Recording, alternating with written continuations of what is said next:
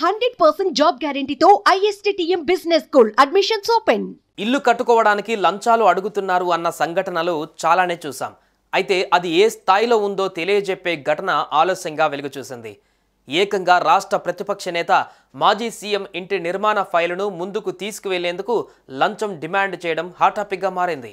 ఆ బాధితుడు ఎవరో కాదు, సాక్షాత్తు ప్రస్తుత సీఎం చంద్రబాబు నాయుడే. ఏపీ సీఎం చంద్రబాబు కుప్పంలో నిర్మిస్తున్న ఇంటి విషయంలో ఓ ప్రభుత్వ అధికారి లంచం డిమాండ్ చేసినట్లుగా తెలుస్తోంది. కుప్పంలోని ఇంటి స్థలాన్ని సబ్ డివిజన్ చేసేందుకు డిప్యూటీ సర్వేయర్ ఈ లంచం డిమాండ్ చేసినట్లుగా సమాచారం. అయితే తాజాగా లంచం అడిగిన ఆ అధికారిపై చర్యలు తీసుకున్నట్లుగా తెలుస్తోంది. చంద్రబాబు ప్రతిపక్ష నేతగా ఉన్న సమయంలో చిత్తూరు జిల్లా కుప్పంలో ఇంటి నిర్మాణానికి సిద్ధమయ్యారు. శాంతిపురం మండలం కడపల్లె పంచాయతీ శివపురం దగ్గర స్థలాన్ని కొనుగోలు చేయగా నేషనల్ హైవే పక్కనే ఉంది. చంద్రబాబు ఇంటి నిర్మాణం కోసం కొనుగోలు చేసిన స్థలం వ్యవసాయ భూమి కావడంతో గృహ నిర్మాణం చేసేందుకు కుప్పం టీడీపీ నేతలు భూ వినియోగంగా మార్చి ఈ స్థలాన్ని సబ్ డివిజన్ చేయాలని దరఖాస్తును సంబంధిత ప్రభుత్వ కార్యాలయంలో అందజేశారు.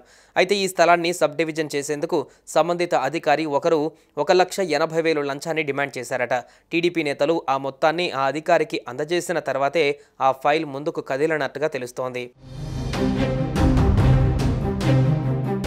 కాగా గత నెల 25, 26 తేదీలలో సీఎం చంద్రబాబు కుప్పం పర్యటనలో R&B అతిథి గృహం వద్ద టీడీపీ నేతల మధ్య ఈ విషయం చర్చకు వచ్చినట్టుగా తెలుస్తోంది.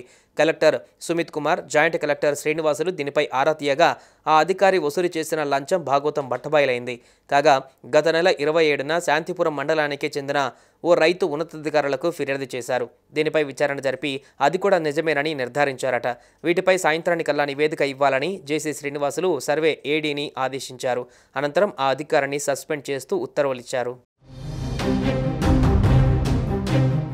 సుమన్ టీవీలో మీ పర్సనల్ అండ్ బిజినెస్ ప్రమోషన్స్ కోసం కింది నెంబర్కి కాంటాక్ట్ చేయండి.